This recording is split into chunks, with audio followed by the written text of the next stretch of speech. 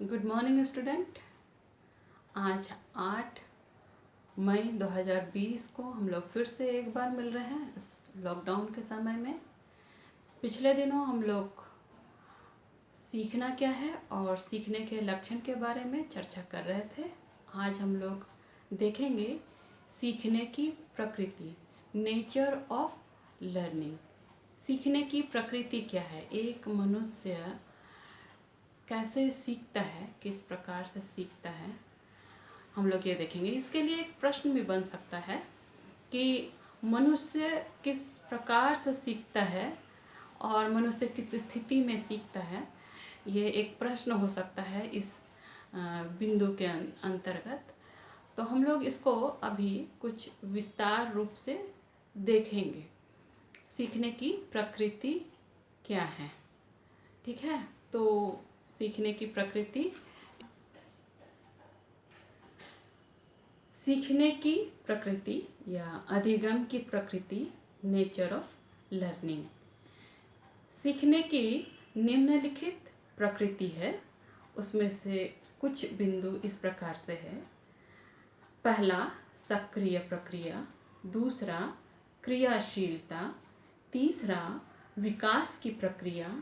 चौथा, वातावरण के अनुरूप।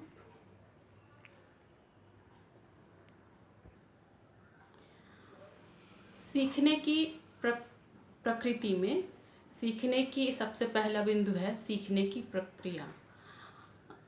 इसको हम लोग इस प्रकार से देखेंगे कि सीखने की प्रकृति में एक मानव जब सीखता है तो वो सीखने के दौरान होने वाली प्रक्रिया के द्वारा सीखता है। सक्रिय प्रक्रिया के द्वारा सीखता है, मतलब एक मनुष्य जब वो सीखता है तो वो अपने आसपास होने वाली हर घटनाओं के प्रति, या फिर कह सकते हैं जितनी घटनाएं उसके आसपास घटती है, चाहे कोई शिक्षक सिखा रहा हो, चाहे कोई लोग उसको सिखा रहे हो, उस सीखने में जब वो सक्रिय होकर के या अवेयर होकर के वो उस बात को सीखता है तो उसको सक्रिय प्रक्रिया द्वारा सीखना कहते हैं। दूसरा है क्रियाशीलता, एक्टिवनेस अगर हम कहेंगे तो। अगर एक मनुष्य काफ़ी क्रियाशील होकर के किसी चीज़ को सीखता है तो वो उस विषय को अधिक अच्छे तौर पे सीख सकता है। या कह सकते हैं कि सीखने की प्रक्रिया जो होती है वो क्रियाशीलता पर निर्भर करती है। इसको हम लोग इस प्रकार से भी समझते हैं कि कोई भी चीज़ जब हम लोग सीख रहे हों तो वो उसको क्रियाशील करके जब देखता है तो उसको हम लोग क्रियाशीलता कहते हैं, करता है या फिर क्रियाशील रहता है उस विषय को सीखने के लिए, तो उसको क्रियाशीलता कहते हैं। तो सीखने के लिए व्यक्ति का क्रियाशीलता उसके सीखने पे ज़्यादा सहायक सिद्ध होती है। नेक्स्ट है सीखने की प्रक्रिया विकास की प्रक्रिया पे निर्भर करती है, या फिर कह सकते हैं कि बालक जब सीखता है तो उसके अपने विकास पे निर्भर करती है। अपने विकास पे मतलब जैसे बालक सीखते जाता है और उसके आसपास जितने भी क्रियाएं होती जाती हैं और उस क्रिया के अनुसार से जब वो सीखता है तो वो उसके द्वारा खुद से सीखते जाता है। और जब वो विकास की क्रिया उसके जीवन में होते रहती है, ये जैसे जैसे बालक बढ़ता जाता है और बालक के बढ़ने से उसके आसपास जितने भी क्रियाएं होते रहती हैं और उस क्रियाओं में वो स्वयं संलिप्त रहता है या अपनी स्वयं की भागीदारिता दिखाता है, तो इस प्रकार से वो उसमें सीख जाता है। जैसे कि बच्चा छोटा है और आसपास लोग खाना खा रहे हैं तो बच्चा आसपास को देख करके खाने की क्रिया सीखता है। जैसे जैसे बड़ा होता है अपने आसपास बच्चों को स्कूल जाते देखता है तो उसकी भी इच्छा जागृत होती है, तो वो कहता है हम भी स्कूल जाएंगे, और वो स्कूल जाने लगता है और स्कूल जाना, वहाँ पे बैठना, उठना, ये सब देखते हुए सीखता है।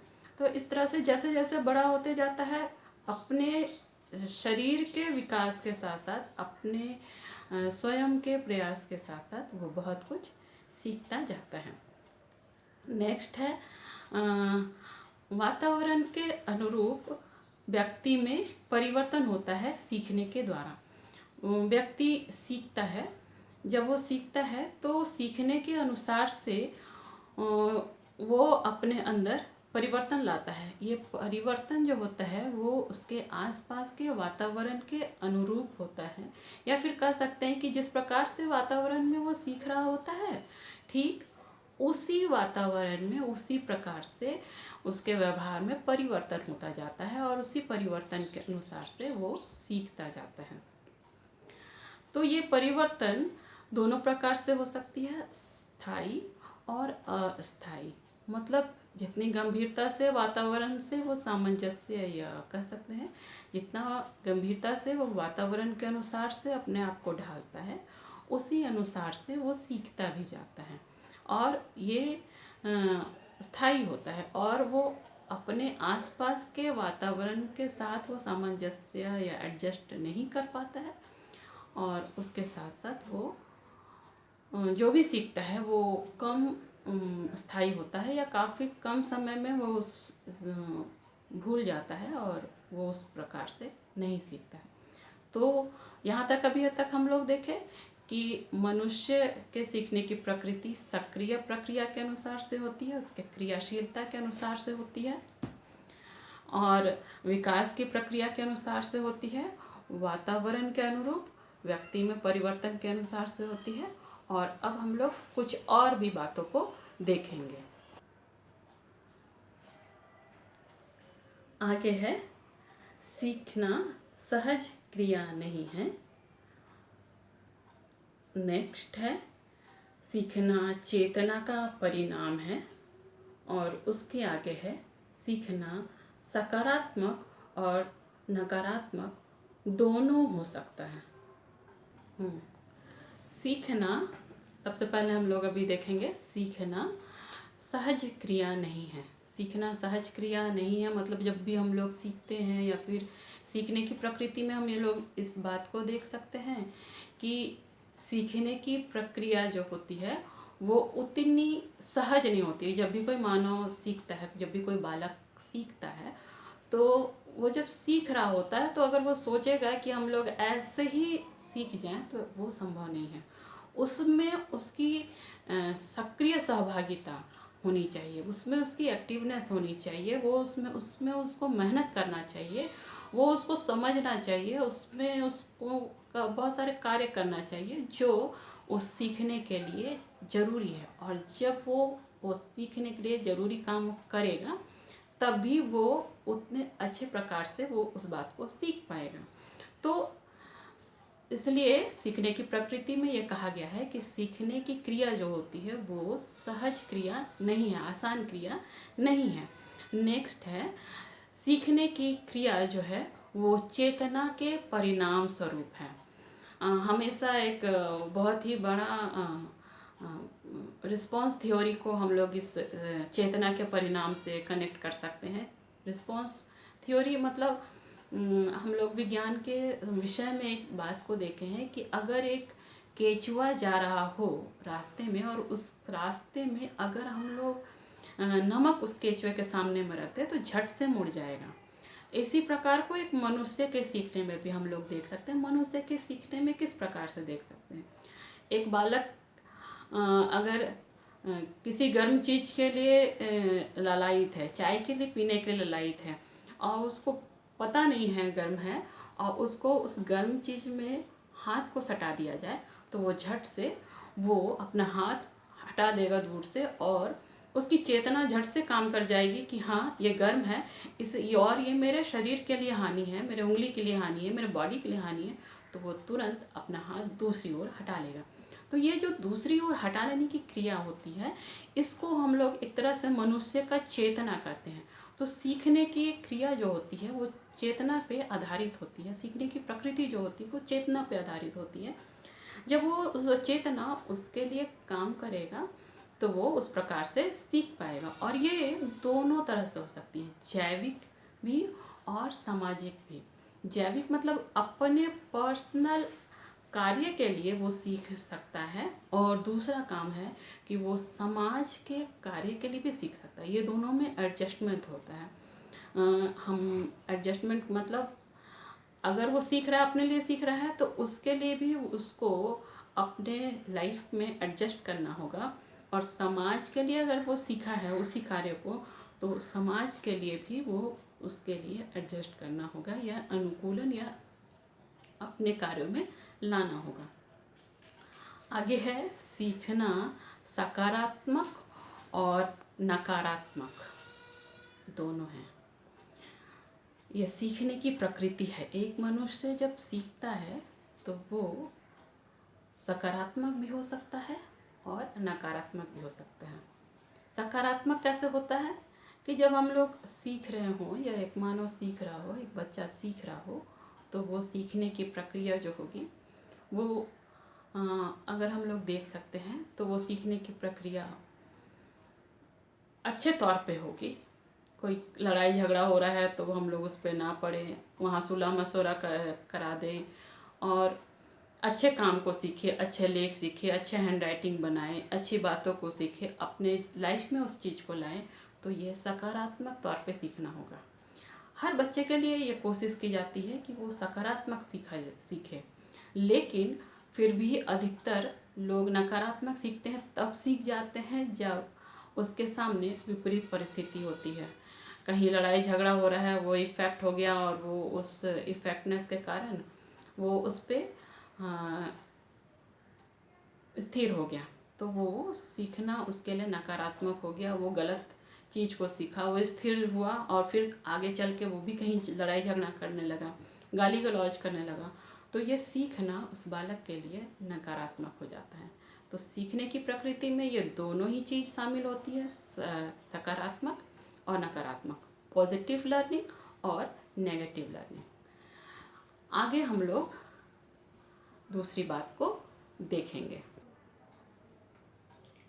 आगे है सीखना व्यवहार में परिवर्तन है, उद्देश्यपूर्ण है, आगे आवश्यक समायोजन है, और इसका क्षेत्र व्यापक होता है। अभी जिन 4 बिंदुओं को हम लोग देखे हैं उसको विस्तार रूप से हम लोग थोड़ा सा उस बात को हम लोग ध्यान दे करके देखेंगे। सीखना व्यवहार में परिवर्तन है। जब भी एक बालक सीख रहा होता है तो सीखने की प्रक्रिया जो होती है उसके द्वारा उसके व्यवहार में परिवर्तन होता है, उसके व्यवहार में परिवर्तन होता है, तो इसको सीखने की प्रकृति कहते हैं। कुछ भी सीखा है, चाहे वो अच्छा सीखा है चाहे वो बुरा सीखा है, उसके द्वारा उसके व्यवहार में परिवर्तन होता ही होता है। ये सीखने की एक और प्रकृति है। उसके आगे सीखना उद्देश्यपूर्ण है। कुछ भी सीखना हो वो किसी न किसी तरीके से उसमें कोई ना कोई उद्देश्य होगा। साइकिल चलाना सीख रहे हैं, उसके पीछे उद्देश्य है साइकिल चलाना सीखना। कोई डॉक्टर बनना चाह रहा है, वो सीख रहा है, उसके पीछे उद्देश्य है कि वो डॉक्टर बनना चाह रहा है। कोई लेखक बनना चाह रहा है और बहुत सारी कहानियाँ लिख रहा है, तो उसके पीछे उद्देश्य है कि वो लेखक बनना चाह रहा है। तो सीखने की प्रक्रिया में, सीखने की प्रकृति में उद्देश्य का होना सबसे ज़्यादा जरूरी है।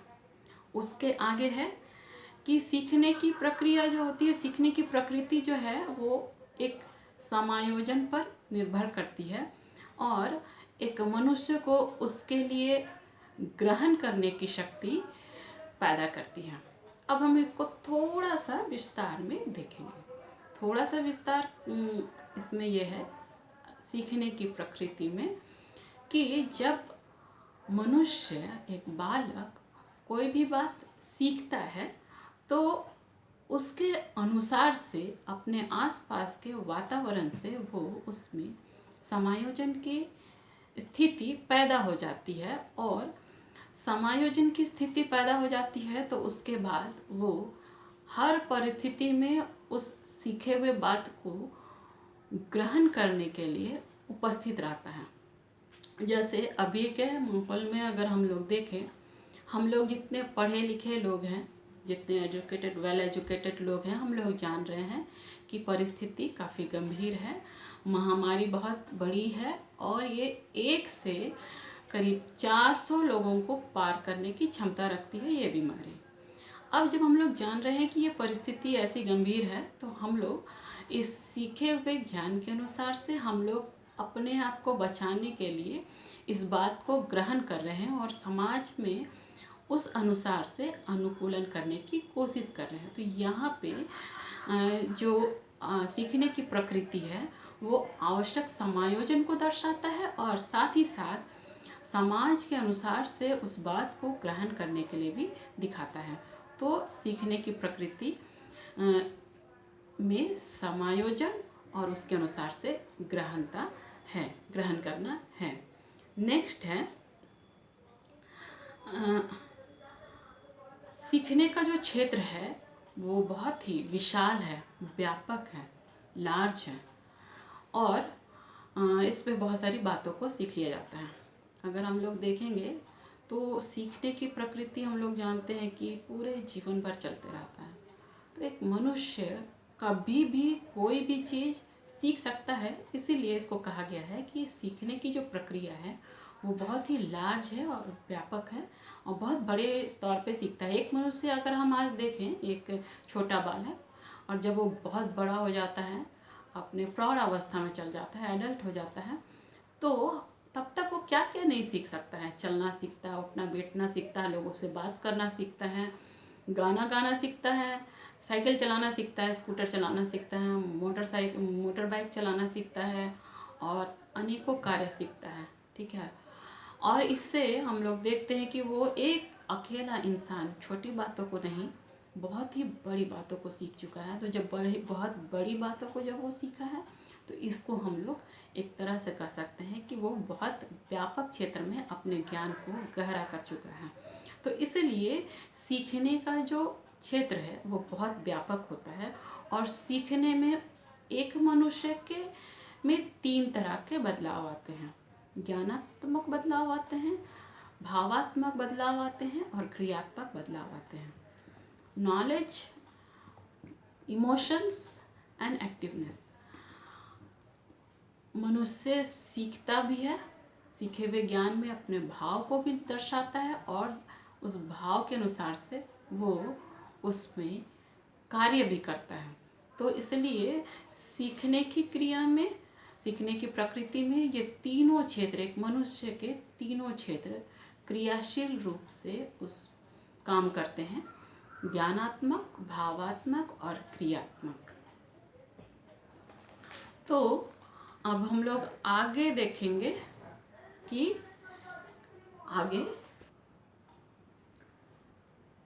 आगे का लास्ट बिंदु है 12, 13 और 14। 12वां नंबर है, यह सार्वभौमिक और निरंतर प्रक्रिया है। 13 नंबर है, सीखने के साधनों की कोई सीमा नहीं होती है। और 14 नंबर है, शारीरिक बदलाव सीखना नहीं है। अभी जैसे कि हम लोग 3 और बिंदुओं को देखें। सार्वभौमिक 12वां नंबर था, सार्वभौमिक एवं निरंतर प्रक्रिया।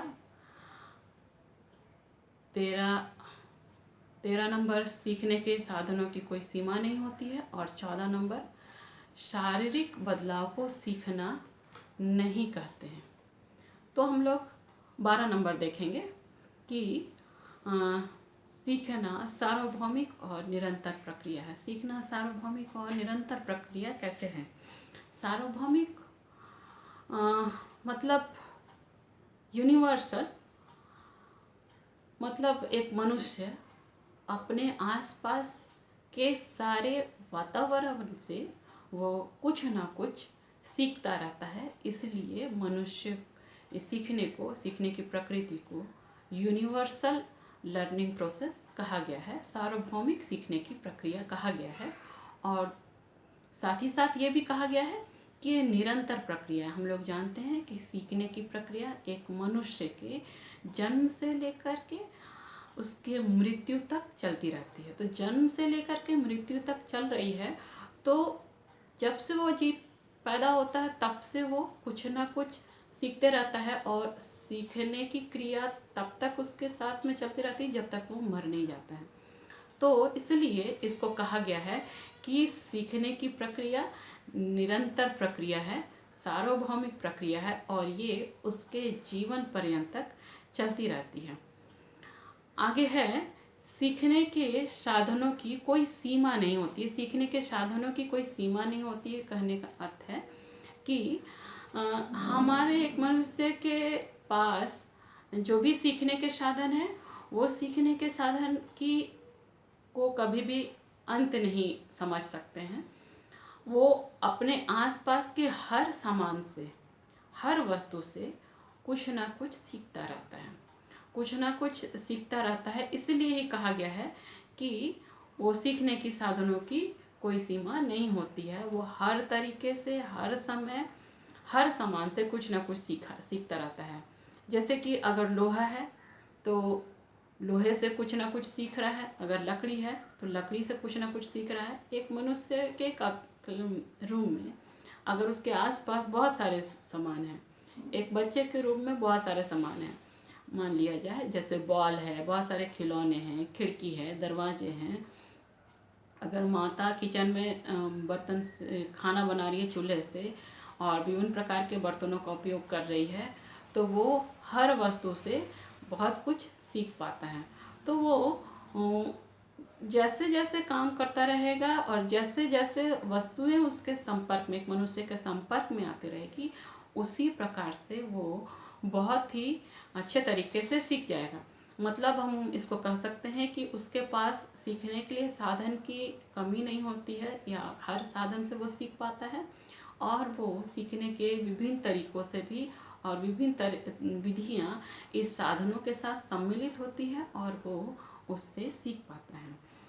और लास्ट है, सीखना शारीरिक बदलाव को नहीं कहते हैं। शारीरिक बदलाव इस तरह से कहा जा रहा है कि अगर एक मनुष्य धीरे धीरे बड़ा हो रहा है, मनुष्य के जीवन में कभी बीमारी हो गई, कभी कोई परिवर्तन हो गया, वो नशे का आदी हो गया, और अनेकों समस्याएं उसके जीवन में हो गई, और उसके जीवन में उसी समय थोड़ा सा बदलाव हो गया। थोड़ा सा बदलाव हो गया कहने का अर्थ है कि अगर बीमार है और वो कोई दवाई खाया है, तो दवाई से उसके शरीर में जो बदलाव हुए, नशा करता है बालक और उसके शरीर में कुछ बदलाव हो गए।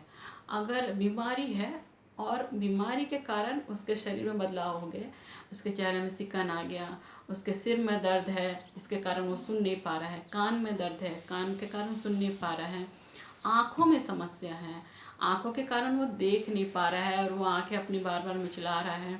तो ये जो बदलाव उसके शरीर में हो रहे हैं, और उसके शरीर में बदलाव के कारण वो जो क्रिया अलग प्रकार से कर रहा है, उसको बदलाव को, उसको सीखने के प्रति बदलाव को, इस बात को शारीरिक बदलाव को नहीं रखा गया है।